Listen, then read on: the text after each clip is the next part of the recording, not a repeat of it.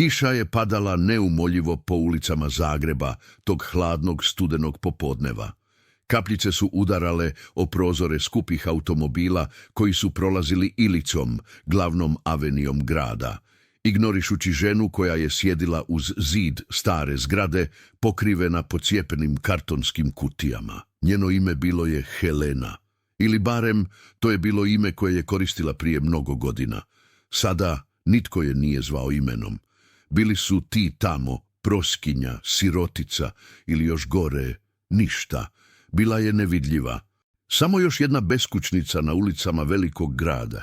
Imala je 53 godine, ali izgledala je kao 70. Lice su joj prekrivale bore isklesane godinama na ulici, gladovanjem, zimama provedenim na otvorenom.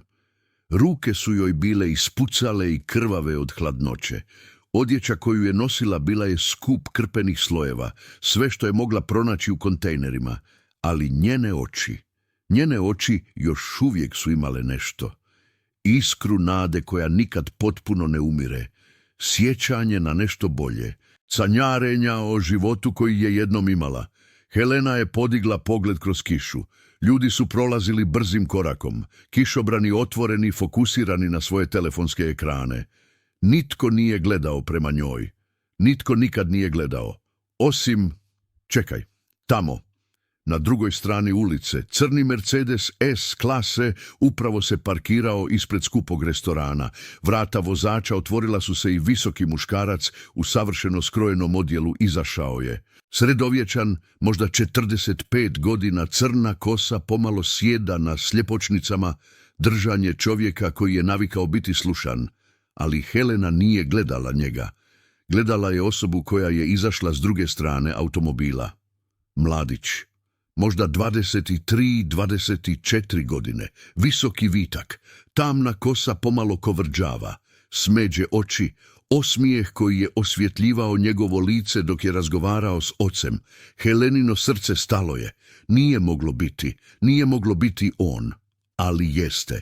Poznavala bi to lice bilo gdje, u bilo kojoj gužvi, nakon bilo koliko godina. Bilo bi mogla prepoznati u potpunoj tami, jer nosila ga je u sebi 9 mjeseci. Rodila ga, držala ga kao bebu, voljela ga svim srcem. Njeno dijete, njen sin, Marko. Zadnji put kada ga je vidjela imao je 3 godine, sitno dijete s velikim smeđim očima i osmijehom koji je mogao rastvariti najtvrđe srce. Zvao ju je mama glasićem koji je bio najljepši zvuk na svijetu.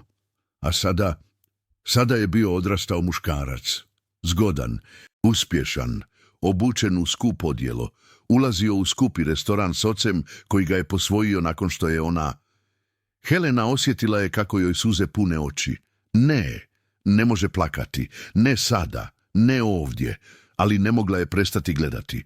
Marko i njegov otac, Eduardo Santos, jedan od najbogatijih poduzetnika u Hrvatskoj, portugalskog porijekla koji je izgradio imperij u nekretninama.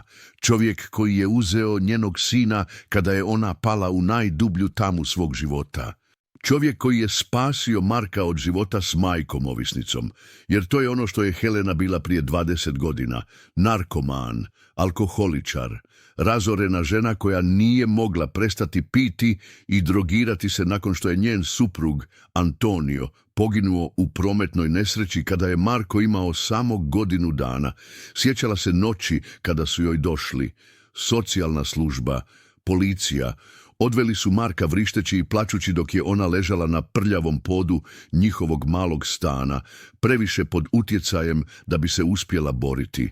Sjećala se kako je Eduardo Santos, prijatelj njenog pokojnog supruga koji je Antonio poznavao još iz Portugala, prišao dan nakon što su joj oduzeli sina. Ponudio joj pomoć, rehabilitaciju, podršku, ali samo pod jednim uvjetom. Nikad više neće kontaktirati Marka. Nikad mu neće reći da je njegova majka. Nikad neće pokušati ga vidjeti. Jer dijete, rekao je Eduardo hladnim glasom, zaslužuje bolji život. Zaslužuje stabilnost, sigurnost. Zaslužuje rasti bez traumatizacije života s ovisnicom. I Helena u rijetkom trenutku jasnoće usred magle ovisnosti pristala je, potpisala papire. Prepustila skrbništvo Eduardu, koji nikad nije bio oženjen, koji nikad nije imao djece, koji je obožavao malog Marka kao sina prijatelja. Obećala je da nikad neće doći u Markovu blizinu. I 20 godina držala se tog obećanja. 20 godina pokušavala je srediti svoj život. Išla u rehabilitaciju. Propala. Pokušala ponovo. Propala ponovo. Ciklus koji se ponavljao beskonačno. Izgubila posao. Izgubila stan. Završila na ulici. 3 godine provela kao beskućnica, lutajući ulicama, preživljavajući na milost i nemilost dobrih ljudi koji su davali sitniš. Svake noći prije spavanja na hladnim klupama ili ispod mostova mislila je na Marka. Pitala se je li dobro, je li sretan, je li imao lijep život, nadala se da jeste, molila se da jeste i sada, nakon 20 godina, tu je bio. 1,90 m visok, snažan, zdrav, smijući se nečemu što mu je otac govorio dok su ulazili u restoran. Helena ustala je s mjesta gdje je sjedila. Njene noge bile su trome od hladnoće, ali kretala se kao u tranzu. Prekrstila je ulicu, ignorirajući automobile koji su svirali, ne mareći za kišu koja ju je potpuno natopila. Morala je bliže, morala je bolje vidjeti. Morala je biti sigurna. Stigla je ispred prozora restorana. Iznutra je bila topla zlatna svjetlost. Marko i Eduardo sjedili su za stolom pokraj prozora. Konobar im je donosio vinske karte. Razgovarali su, smiješili se. Helena je stajala vani, drhtaveći, mokra, prljava. Jedan prst naljepljen na prozor, gledajući sina kroz staklo kao u neki drugi svijet kojem nije pripadala. I onda se dogodilo. Marko je podigao pogled. Njegova oči susrele su njene kroz staklo. Sekunda u kojoj je vrijeme stalo. On je gledao u nju, zbunjeno u početku. Tko je ova žena? Zašto gleda? Ali onda nešto u njegovim očima. Prepoznavanje, nemogućnost. Ne može se sjećati. Bio je tako mali, ali možda neka duboka zakopana memorija. Možda nešto u njenoj očima. Nešto poznato. Helena je brzo okrenula glavu. Ne može. Ne smije. Obećala je da neće, ali već je bilo kasno. Marko je ustao od stola. Rekao je nešto ocu. Eduardo je pogledao prema prozoru, lice mu se naboralo u zbunjenost. Marko je hodao prema izlazu restorana. Helena je panikovala. Počela se udaljavati. Ali gdje? Kamo? Njene noge nisu radile kako treba. Bila je previše slaba, previše gladno, previše umorna. Vrata restorana otvorila su se. Marko izašao je u kišu, bez jakne, ne mareći za kišu koja ga je odmah počela natapati. Gospođo, pozvao je, gospođo, čekajte. Helena je zastala, leđa okrenuta prema njemu. Srce joj je lupalo tako jako da je mislila da će eksplodirati. Molim vas, okrenite se, rekao je Marko približavajući se. Moram nešto pitati. Polako, kao da kreće se pod vodom, Helena se okrenula. Marko je stao metar od nje. Gledao je njeno lice. Njegove oči proučavale su svaku crtu, svaku boru, svaki trag godina na ulici. Poznajem vas, prošaptao je. Osjećam kao da poznajem vaše lice. Helenine usne su drhtale, suze su miješale s kišom na njenom licu. Ne, ja sam nitko, samo žena s ulice. Molim vas, ostavite me na miru, ali Marko nije otišao. Gledao ju je još dublje. Ima nešto u vašim očima, nešto što presudio je. Njegove ruke vidjele su šalicu kave koju je držao. Dođite unutra. Topla ste li? Gladna ste? Dođite, kupujem vam obrok. Ne! Helenin glas bio je oštar, paničan. Ne mogu, ne smijem. Molim vas, samo idite natrag unutra. Zaboravite da ste me vidjeli. Zašto? Marko je bio uporan. Zašto mi govorite da zaboravim? Poznajem vas, molim vas, recite mi istinu. Helena je zatvorila oči. Svaki instinkt vikao joj je da pobegne. Svako obećanje koje je dala Eduardu 2 desetljeća ranije tražilo je da ode, ali pogledala je u Markova lice. Vidjela je čovjeka koji je postao. Vidjela je pitanja u njegovim očima i srce joj se slomilo još jednom. Marko, prošaptala je jedva čujno. Tvoje ime je Marko. On se ukočio. Kako znate moje ime? Helena je disala plitko. Ruke su joj drhtale, jer ja sam te imenovala. Kada si rođen? 23. ožujka 2001. u 4 ujutro. Težio si 3 kile i 500 grama. Markov lice poblijedilo je. Što? Što govorite? Helena je otvorila oči. Suze su tekle slobodno sada. Ja sam Helena Ferreira. I ja sam tvoja majka. Svijet se zaustavio. Kiša je padala. Automobili su prolazili. Ali za Marka i Helenu ništa više nije postojalo osim tog trenutka. Te riječi, te istine. Vi niste, možete biti... Marko je koračao unatrag, šokiran. Moja majka je mrtva. Umrla je kada sam bio dijete. Moj otac mi je rekao, Eduardo ti je lagao. Helena je prošaptala, lažljivo ne iz zlobe, iz ljubavi prema tebi, jer ja nisam bila sposobna biti tvoja majka. Bio sam ovisnik, alkoholičar. Bila sam opasnost po tebe i tvoj posvojeni otac, spasio te je od mene. Marko je zurno gledao. Ne, ovo ne može biti istina. Je istina. Helena je pružila ruku, ali je brzo spustila. Nisam te vidjela 20 godina. Držala sam se obećanja. Nikad te nisam kontaktirala, nikad pokušala doći u tvoj život, ali danas te vidim i ne mogu se pretvarati. Njen glas je pucao. Marko je stajao zamrznut. Lice mu je bilo mješavina šoka, bijesa, zbunjenosti. Ako ste zaista... Zašto? Zašto me nikad niste pokušali pronaći? Jer sam obećala. Helena je plakala otvoreno sada. Obećala sam Eduardu. Obećala sam da ću te ostaviti na miru. Da ću ti dozvoliti da imaš normalan život. Dobar život. Bez traumatizacije majke koja je bila ono što sam ja bila. I šta sada? Markov glas bio je grub, klonut emocijom. Šta, trebao bih vam reći hvala, reći da mi je drago da ste me napustili? Ne. Helena je snažno odmahnula glavom. Ne očekujem ništa. Ne želim ništa. Samo molim te, nemoj reći svom ocu. Nemoj reći Eduardu da si me vidio. Obećao sam mu. I ne želim da te boli više nego što već vjerojatno boli. Vrata restorana otvorila su se ponovo. Eduardo je izašao, lice mu je bilo zabrinuto. Marko, sve u redu? Tko je ova žena? Marko se okrenuo prema ocu, usta otvorena da odgovori. Helena je brzo uhvatila rukav njegovog odjela. Molim te, prošaptala je žurno. Ne reci mu, molim te, samo idi unutra. Zaboravi ovo, zaboravi mene. Živi svoj život. To je sve što želim, sve što sam ikad željela. Marko je gledao u nju. U te oči koje su bile iste boje kao njegove. U to lice koje je, ispod slojeva prljavštine i godina teškoće, imalo iste crte kao njegovo. I vidio ju je. Zaista vidio. Ne samo beskućnicu, ne samo ovisnika koji ga je napustio, nego zlomljenu ženu koja ga je voljela dovoljno da ga pusti da ide. Koja je patila 20 godina u tišini, koja je živjela na ulici, ali nikad nije prekršila obećanje.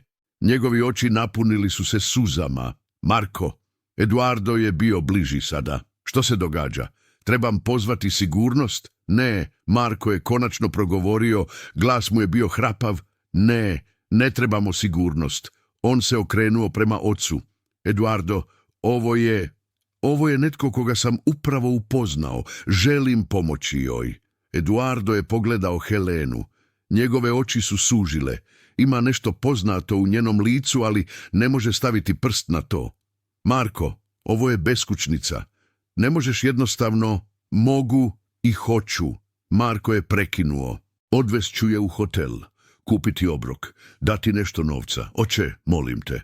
Samo idi unutra. Bit ću tamo za nekoliko minuta. Eduardo je oklijevao. Ali nešto u Markovom glasu, nešto konačno i nepokolebljivo, natjeralo ga je da popusti. U redu. Ali nemoj biti dugo, hrana će se ohladiti. On se vratio u restoran, bacajući posljednji sumnjičav pogled prema Heleni. Kada je vrata zatvorila, Marko se okrenuo natrag prema Heleni. Sjela je sada na mokri pločnik, telo joj je drhtalo nekontrolno od šoka i hladnoće. Marko je kleknuo ispred nje, skinuo je svoj skup kaput i prekrio je njime. Bio je topao i suh i Helena se smotala u njega kao da drži najvredniju stvar na svijetu. Zašto? Pitala je kroz suze. Zašto si dao kaput? Zašto nisi samo otišao? Marko je gledao u nju.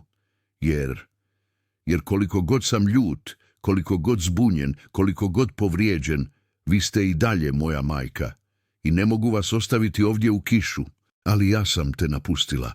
Nisam zaslužila tvoju dobrotu. Možda ne, Marko je rekao tiho. Ali svak zaslužuje dostojanstvo. Svako zaslužuje biti viđen kao ljudsko biće. I vi ste mi dali život, to znači nešto. Helena je plakala tako snažno da je njeno tijelo podrhtavalo. Oprostite mi, prošaptala je uvijek iznova. Oprostite mi. Marko nije rekao oprašta ili ne oprašta, jer nisu znao. Osjećaji su bili previše složeni, previše sirovi. Umjesto toga pomogao joj je ustati. Odveo je Unu bližu kavanu, koja je još bila otvorena. Kupio joj topao obrok, vruću čokoladu, dao joj ručnik da se osuši. Elena je jela sporo, ruke su joj drhtale dok je držala vilicu. Nije jela topli obrok mjesecima, možda godinu. Marko je sjedio preko stola, promatrajući je, razmišljajući, pokušavajući razumjeti. Konačno, kada je završila jesti, progovorio je. Što se dogodilo nakon što sam otišao kod oca? Što se dogodilo s vama? Helena je spustila pogled. Pokušala sam srediti se. Mnogo puta. Odlazila u rehabilitaciju, ali nisam uspijevala. Ovisnost je bila prejaka. Uvijek sam propadala. Izgubila sam posao, izgubila sam stan. Završila na ulici. 3 godine sam beskućnica. 3 godine? Markov glas bio je pun nevjerice. Da. Helena je klimnula glavom. Ali nikada nisam prišla tebi.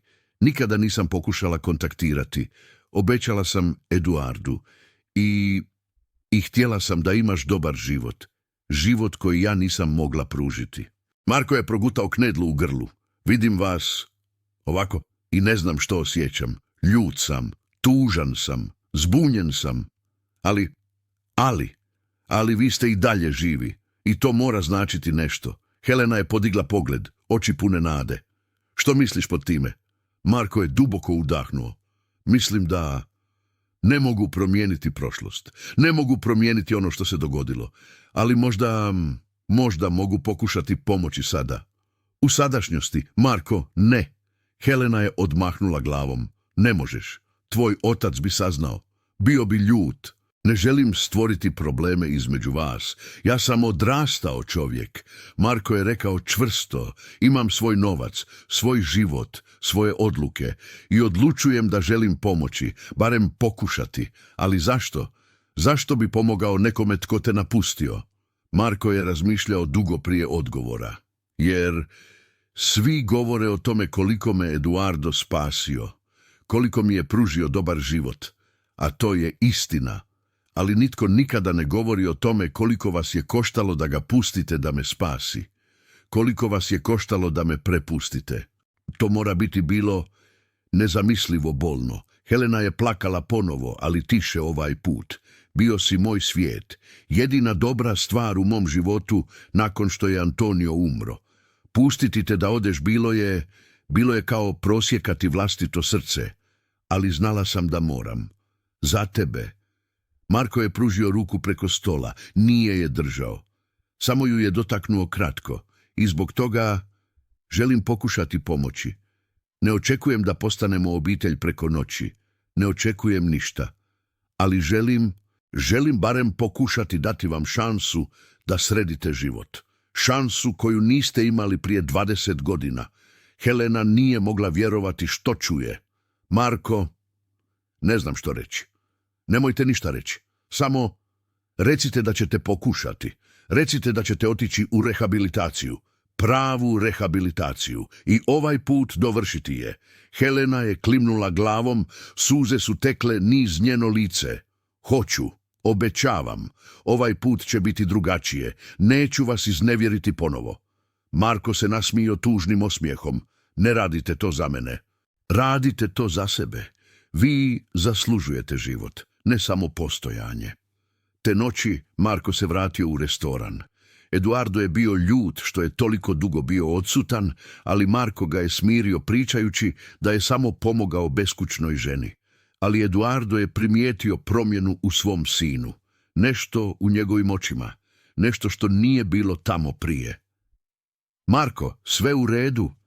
Pitao je dok su sjedili za večerom. Da, oče. Marko je lagao. Sve je u redu. Ali nije bilo u redu. Jer sada je znao istinu.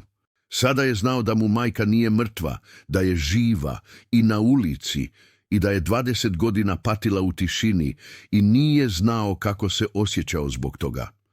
Sljedećih dana Marko se potajno sastajao s Helenom. Vodio je u različite rehabilitacijske centre, razgovarao s doktorima, platio za najbolji tretman koji je mogao pronaći. Helena je ušla u privatnu kliniku za ovisnost. Tamo bi ostala 3 mjeseca, svi troškovi plaćeni. Sve pažljivo skriveno od Eduarda. Tijekom ta 3 mjeseca Marko ju je posjećivao jednom tjedno. U početku razgovori su bili neugodni. Šutnja. Neznanje što reći. Ali polako, vrlo polako, počeli su razgovarati. Helena mu je pričala o njegovom djetinjstvu. Kako je bio sretan beba. Kako je volio smiješiti se. Kako je njegov prvi riječ bila mama. Marko je slušao s mješovitim osjećajima. Dio njega želio je te uspomene, drugi dio ih odbacivao jer ne može se sjetiti. Pričala mu je o Antoniju, njegovom biološkom ocu. Kako su se upoznali, kako su se zaljubili, kako je Antonio bio najbolji čovjek kojeg je ikada poznavala i kako je njegova smrt uništila je tako potpuno da nije mogla funkcionirati. Nisam pokušavala opravdati što sam učinila, rekla je Marku tijekom jednog posjeta. Ne postoji opravdanje za napuštanje vlastitog djeteta. Ali želim da razumiješ da nisam bila u svom zdravom razumu. Bila sam bolesna. I sramotno nisam tražila pomoć na vrijeme. Marko je slušao, razumijevao, ali još nije mogao reći da oprašta. Jer kako možeš oprostiti nekome zato što ti je uzeo cijelo djetinjstvo, cijeli život koji bi mogao biti drugačiji. Ali također je vidio da Helena iskreno pokušava.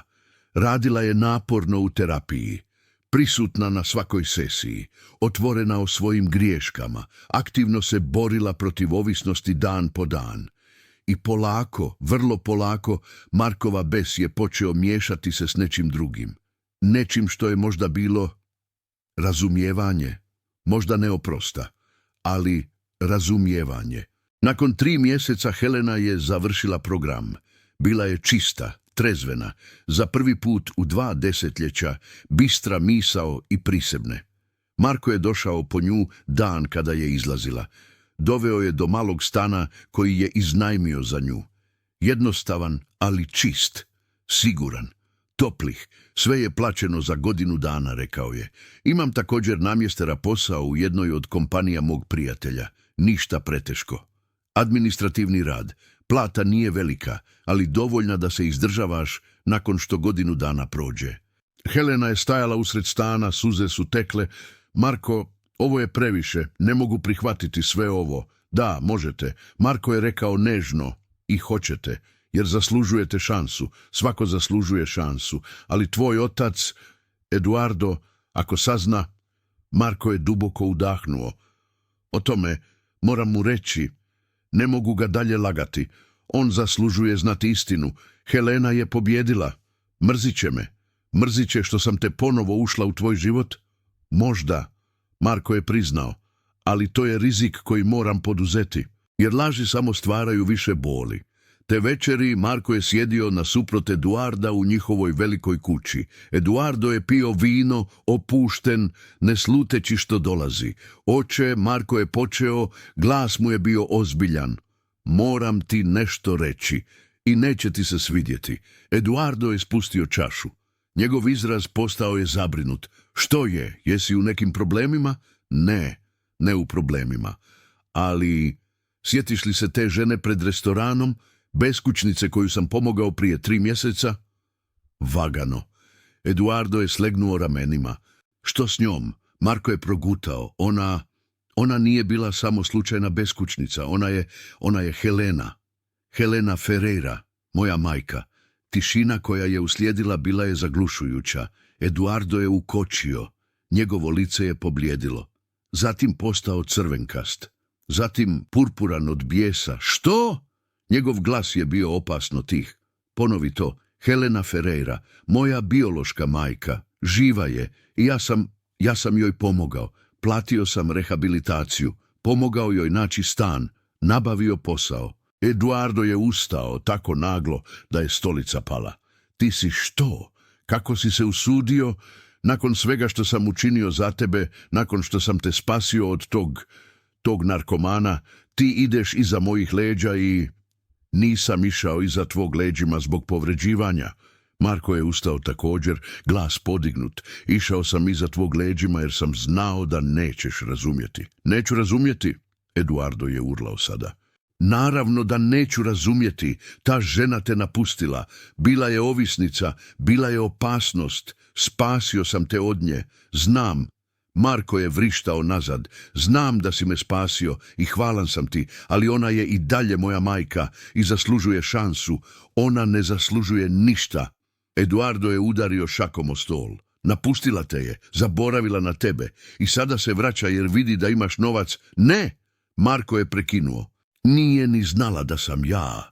Vidjela me je slučajno i molila me je da ti ne kažem. Molila me da je ostavim na miru. Držala je obećanje koje ti je dala prije 20 godina. To ju je zaustavilo Eduarda. Stajao je, prsa podižala teško, lice još crveno. Ona držala je obećanje, ponovio je tiše. Da. Marko je klimnuo. 20 godina nije me kontaktirala. 20 godina živjela je na ulici, ali nikada nije pokušala doći do mene. Jer je obećala tebi. Jer je voljela me dovoljno da me pusti. Eduardo je okrenuo glavu. Sjeo je polako nazad u stolicu. Pokrio lice rukama. Dugo je šutio. Konačno, glasom hripavinim od emocije, rekao je: mislio sam da je mrtva. Godinama nakon što si otišao sa mnom, provjeravao sam. Nikad je nisam mogao pronaći. Mislio sam da je umrla na ulici njegde. Gotovo jeste. Marko je rekao tiho. Bila je vrlo blizu smrti kada sam je pronašao, ali preživjela je i sada pokušava živjeti. Eduardo je podigao glavu. Njegove oči bile su crvene. Mrziš me sad, jer sam ti lagao da je mrtva. Marko je sjeo ponovo. Odmahnuo je glavom. Ne mrzim te. Kako bih mogao? Dao si mi sve. Dom, obrazovanje, ljubav. Sve što imam danas, imam zbog tebe. Ali također moram priznati da moja biološka majka postoji. Ne mogu se pretvarati da ne postoji. Eduardo je šutio dugo. Zatim je prošaptao: bojao sam se. Bojao sam se da će, ako saznaš istinu, ostaviti me. Da ćeš htjeti biti s njom umjesto sa mnom. Marko se primaknuo. Stavio je ruku na Eduardovo rame. Oče, jer tako te zovem, jer tako mislim na tebe, ti si moj otac. U svakom smislu osim biološkog. Podigao si me, voj si me, bio tu za mene. To se neće promijeniti. Ikad. Eduardo je izbio u plač. Prvi put u godinama plakao je. Sve godine zadržane emocije, strahova, nesigurnosti izašli su. Marko ga je zagrlio. I obojica su plakala, otac i sin, držeći jedna drugu. Nakon što su se smirili, Eduardo je obrisao oči. Govorio je: želim ju upoznati, Helenu. Želim razgovarati s njom. Marko je bio iznenađen. Zaista? Da. Ako će ona biti dio tvog života, onda trebam znati da je dobra. Trebam znati da te neće povrijediti ponovo. I trebam... Eduardo je zastao. Trebam se izvini. Za laganje o njenoj smrti. Za pretvaranje da ne postoji. Tjedan dana kasnije trojka su se sastala. U neutralnom mjestu, u parku. Helena je bila nervozna, ruke su joj drhtale dok je čekala na klupi. Kada je Eduardo stigao s Markom, ona je ustala. Njene oči napunile se suzama čim ga je vidjela. Eduardo, prošaptala je, hvala ti, hvala što si spasio mog sina kada ja nisam mogla. Eduardo ju je gledao dugo. Vidjelo je žena koju je znao prije 20 godina, mršavu, slomljenu, ali sada trijezan i pokušava. Konačno, rekao je, i ja moram zahvaliti tebi. Što si me dozvolila posvojiti ga, što si ga pustila da ima bolji život. Nisam imala izbora, Helena je rekla tiho. Bio je najbolja stvar koja mi se dogodila i zaslužio je više nego što sam mogla pružiti. Eduardo je klimnuo. Zatim, nakon duge šutnje, rekao je, Marko mi je rekao da si čista sad, da radiš, da pokušavaš. Jesam svaki dan. To nije lako, ali vrijedi. Zbog mene i zbog... Helena je pogledala Marka. I zbog njega. Ne očekujem da budemo obitelj. Ne očekujem ništa, ali želim da zna da sam pokušavala. Da nisam potpuno propala. Eduardo je progutao teško. Sjeo je na klupu pored nje. Marko je stajao malo dalje, dajući im prostor. Helena, Eduardo je počeo, glas mu je bio tih. Mrzio sam te godinama. Mrzio što si učinila Marku. Mrzio što si bila slaba. Mrzio što nisam mogao te popraviti. Znam, Helena je klimnula. I imaš pravo mrziti me. Bila sam strašna majka. Ali Eduardo je nastavio. Marko mi je pomogao shvatiti nešto. Ovisnost je bolest, nije izbor. I ti nisi napustila Marka jer nisi ga voljela. Napustila si ga jer si ga voljela dovoljno da znaš da zaslužuje bolje. Helena je počela plakati i zbog toga Eduardo je nastavio, glas mu je pucao. Opraštam ti, ne odmah, ne potpuno, ali počinjem razumjeti i počinjem oprostiti. Helena je posegnula, rukom drhtala i dodirnula Eduardovu ruku. Hvala ti, nikada neću moći otplatiti što si učinio za njega, ali hvala ti što si bio otac koji ja nisam mogla biti kao majka. Eduardo je stisnuo njenu ruku nakratko. Zatim se okrenuo prema Marku. Sin moj, rekao je, naš sin. Možda je vrijeme da prestanemo pretvarati da postoji samo jedan roditelj. Možda svi troje možemo pronaći način da budemo dio njegovog života. Marko se približio, kleknuo između njih, držao ruku oba. Hvala vam, oboje. Hvala što pokušavate. Mjeseci su prošli. Polako, vrlo polako, nešto što je ličilo na obitelj počelo se formirati.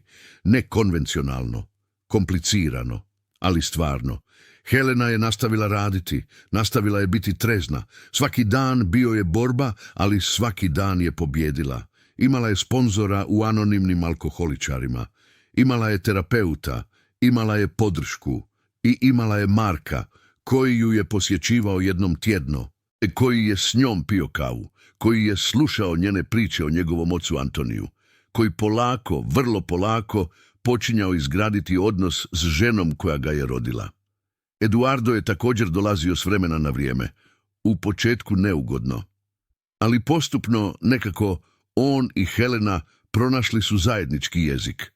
Oboje su voljeli Marka, oboje su željeli najbolje za njega. I to je bilo dovoljno za početak. Godinu dana nakon što se ponovno našli, Marko je organizirao večeru. Pozvao je Eduarda i Helenu u restoran, isti restoran gdje se sve dogodilo. Sjeli su za stol, pokraj prozora, isti stol gdje su Eduardo i Marko sjedili te kobne noći. Helena je nosila jednostavnu ali lijepu haljinu koju je kupila od svoje prve plaće. Kosa joj je bila čista i počešljana. Lice joj je još imalo bore godina na ulici, ali oči su ponovo sijale. Eduardo je nosio odjelo kao uvijek, ali osmijeh mu je bio topliji nego prije. I Marko sjedio između njih, Gledao je svoje dvije roditeljske figure i osjetio nešto što nije osjetio godinama. Potpunost. Tijekom večere razgovarali su, smijali se, dijelili uspomene. Eduardo je pričao smiješne priče o Markovom djetinjstvu. Kako je uvijek bježao kad je bilo vrijeme za kupanje, kako je insistirao spavati sa svjetlima upaljenim do 8. godine. Helena je slušala s suzama i osmijehom, zahvalna što konačno čuje priče koje je propustila. I Marko je gledao njih dvoje, čovjek koji ga je podigao i žena koja ga je rodila, i shvatio nešto duboko. Obitelj nije samo krv, nije samo biologija. Obitelj je izbor, obitelj je ljubav, obitelj je ljudi koji ostaju čak i kad je teško, koji opraštaju čak i kad boli, koji pokušavaju čak i kad je neizvjesno. Eduardo mu je bio obitelj svaki dan posljednjih 20 godina. A Helena je pokušavala biti obitelj sada. I to je značilo nešto. Prema kraju večere Marko je ustao. Digao je čašu. Želim napraviti zdravicu, rekao je. Njegovim roditeljima. Eduardo, koji me naučio što znači biti čovjek časti. Helena, koja me naučila što znači biti hrabar dovoljno da tražiš pomoć. Oboje ste me na različite načine učinili onim što jesam i zahvalan sam obojici. Eduardo i Helena digli su svoje čaše, suze u očima, nazdravljali su. I u tom trenutku, kroz prozor restorana, mogli su vidjeti kišu koja je počela padati. Baš kao one noći prije godinu dana. Ali ovaj put kiša nije predstavljala tugu. Predstavljala je čišćenje, novi početak, pranje prošlosti. Helena je gledala kroz prozor, sjećajući se noći kada je stajala s druge strane, mokra i očajna, gledajući sina kojeg je mislila da je zauvijek izgubila. Marko, prošaptala je tada. Marko, ne reci svom milijunaškom ocu da sam tvoja majka. Ali sada, godinu kasnije, više nije morala šapatati. Više nije morala skrivati. Više nije morala biti nevidljiva. Jer njen sin je bio hrabar dovoljno priznati je. I čovjek koji ga je podigao bio je velik dovoljno podijeliti je. 2 godine kasnije Helena je proslavila 3 godine trezvenosti. Marko i Eduardo organizirali su malu zabavu u njenom stanu, koji je sada bila lijepo uređen, prepun fotografija i uspomena. Većina fotografija bile su nedavne, Marko i Helena na kavi, Eduardo i Helena na šetnji parkom, svi troje na izletu. Ali bila je i jedna stara fotografija, restaurirana i uokvirena. Mlada Helena, lijep Antonio i beba Marko. Obitelj prije nego što se sve raspalo. Marko ju je našao među Heleninim stvarima i inzistirao da ju uokviri. Dio tvoje priče, rekao joj je. I ne treba se sramiti toga. Život te je slomio, ali nisi ostala slomljena. To je ono što je važno. Na zabavi Helena je stajala okružena malim krugom ljudi koje je nazvala prijateljima. Ljudi iz anonimnih alkoholičara, kolege s posla, susjedi. Ali najvažniji ljudi bili su Marko i Eduardo, stoji s njene svake strane. Htjela bih nešto reći, Helena je rekla, glas joj je bio tih, ali čvrst. Prije 3 godine bila sam ništa, nitko. Žena bez imena koja je umirala na ulici. Bila sam sigurna da ću umrijeti tamo, zaboravljena i sama. Zastala je, suze u očima, ali osmijeh na licu. Ali onda je moj sin, kojeg nisam vidjela 20 godina, izašao u kišu. I umjesto da me zaboravi, umjesto da ode, zaustavio se, vidio me, čuo me i odlučio mi dati šansu koju nisam zaslužila. Pogledala je Marka, koji je brisao vlastite suze, a ovaj čovjek pogledala je Eduarda. Ovaj čovjek koji bi imao svo pravo mrziti me, odlučio je oprostiti. Odlučio je podijeliti sina kojeg je sam podigao. Eduardo je klimnuo, grlo zategnuto od emocije. Nisam zaslužila ni jednog od vas, Helena je nastavila, ali hvala vam što ste mi dali šansu, što ste vjerovali u mene kada nisam vjerovala u sebe, što ste me naučili da nikad nije prekasno početi iznova. Digla je svoju čašu soka. Nije pila alkohol 3 godine. Za drugu šansu, za obitelj, za ljubav koja je jača od grešaka prošlosti. Svi su nazdravljali. Kasnije te večeri, nakon što su svi otišli, Marko i Helena su sjedili sami na balkonu njenog stana.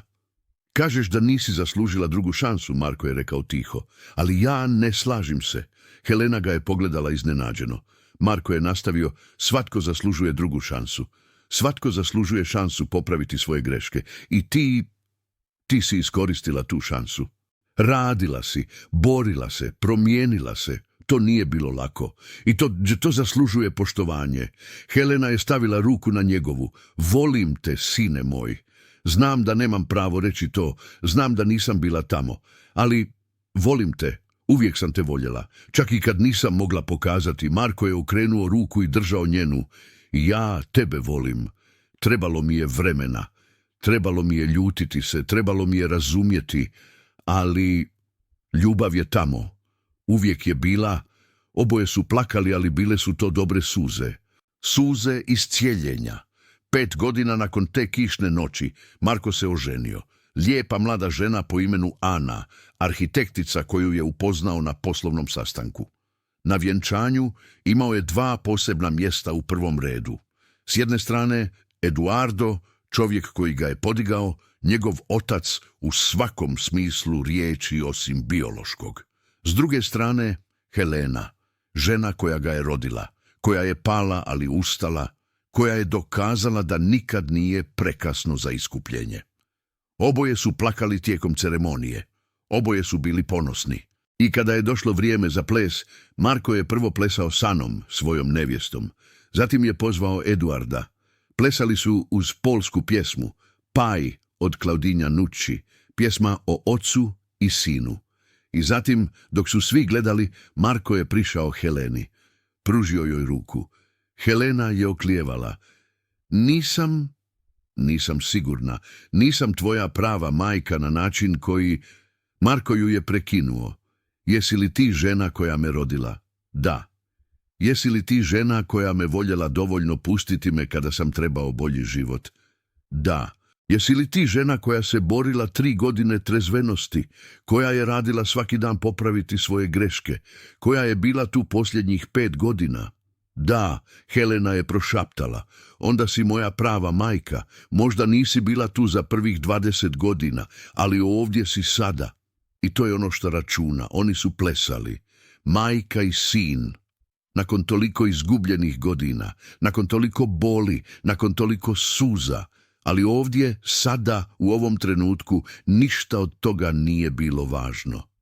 Što je važno je da su našli put jedan do drugog. Što su izabrali ljubav preko ljutnje. Što su izabrali oprošta umjesto gorčine. Dok su plesali, Helena je prošaptala u Markov uho. Hvala ti što si me spasio. Te noći u kišu, spasio si me. Marko je stisnuo je bliže. Ne, ti si spasila sebe. Ja sam samo držao prostor dok si ti radila težak posao. Dok su plesali, Eduardo je gledao s mjesta. I prvi put u godinama osjetio je mir. Više nije bilo ljubomore, više nije bilo straha da će izgubiti Marka. Jer shvatio je istinu, ljubav se ne dijeli. Množi se. Marko voleći Helenu nije značilo voljeti Eduarda manje. Značilo je samo imati više ljubavi dati. I to je bio najljepši dar od svega. 10 godina nakon te kišne noći Helena je sjela da napiše pismo. Pismo koje nikad neće poslati. Pismo samo za nju. Dragi Marko, sutra slaviš 30. rođendan. I gledam te, uspješan poslovni čovjek, divan muž, čudesan otac dvojici prekrasne djece, i srce mi se prepuni ponosom. Znam da nemam pravo biti ponosna. Nisam bila tamo za većinu tvog života. Nisam te učila hodati, nisam te gledala rasti, nisam bila na tvom proglašenju maturanta, nisam bila tamo za toliko stvari, ali bio je Eduardo i za to sam zauvijek zahvalna.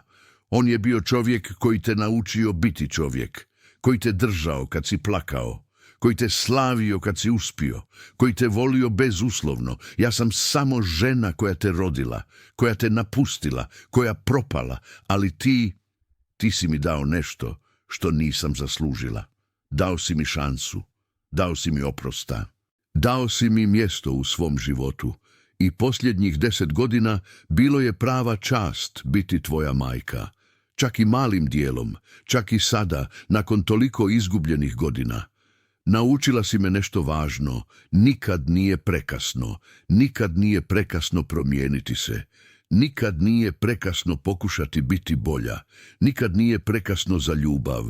Hvala ti, sine moj, za viđenje majke u razorenoj ženi na ulici, za vjerovanje u mene kad nitko drugi nije, za davanje mi razloga ustati svaki dan i pokušati biti bolja.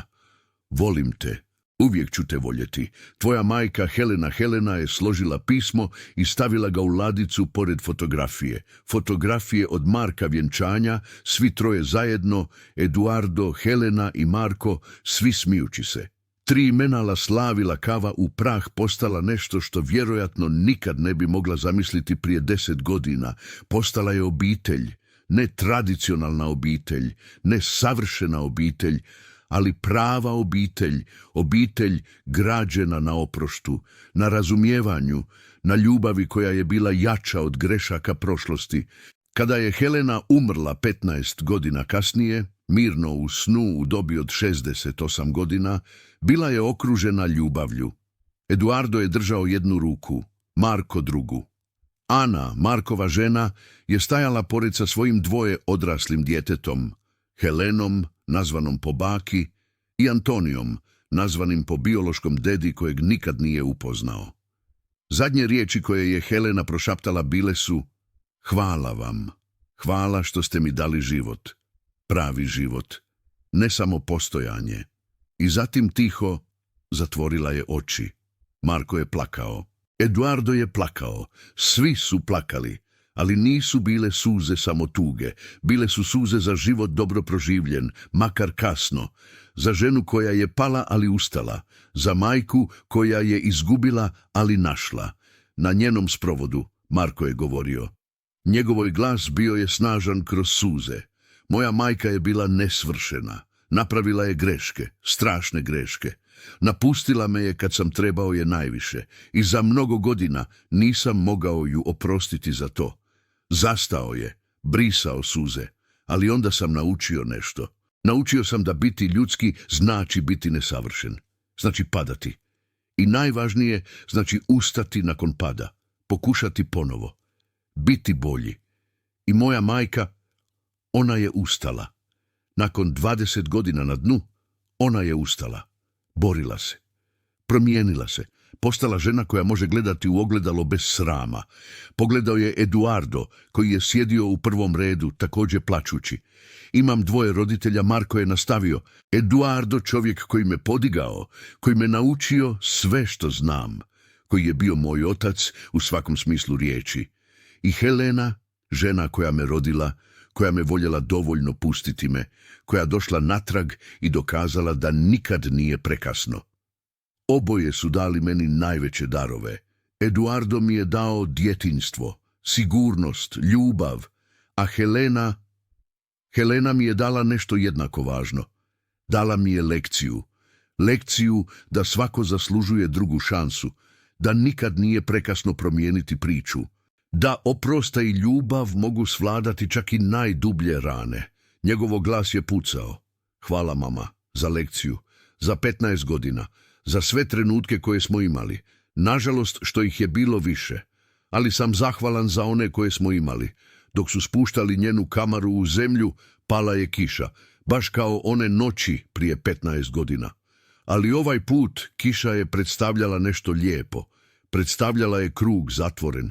Predstavljala je život proživljen na kraju s dostojanstvom. Helena je počela kao proskinja na ulici, šaptajući svom sinu da ne kaže svom bogatom ocu da je njegova majka. Ali završila je kao voljena majka, baka, prijateljica.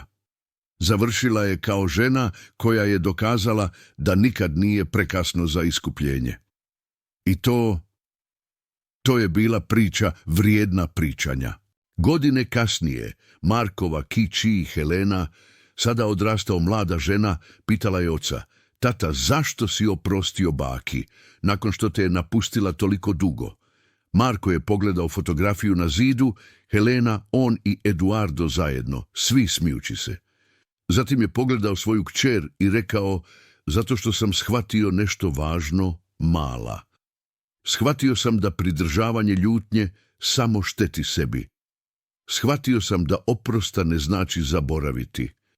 Znači izabrati ljubav umjesto mržnje. I najvažnije, shvatio sam da moja baka, unatoč svemu greškama, nikad nije prestala voljeti me. Čak i kad nije mogla pokazati. Čak i kad je bila izgubljena. Ljubav je bila tamo. Uvijek je bila tamo. A kad netko zaista voli te dovoljno da pokušava postati bolji, najmanji što možeš učiniti je dati im šansu. Helena mlada je klimnula, razumijevajući. I zbog te lekcije o oproštu, o ljubavi, o drugim šansama, Markova djeca će rasti s razumijevanjem nečeg duboko. Obitelj nije savršena. Ljudi nisu savršeni. Ali ljubav je uvijek savršena, ako ju dopustimo biti. I to je ono što Helena, beskućnica koja je prošaptala svom sinu u kišu, konačno naučila.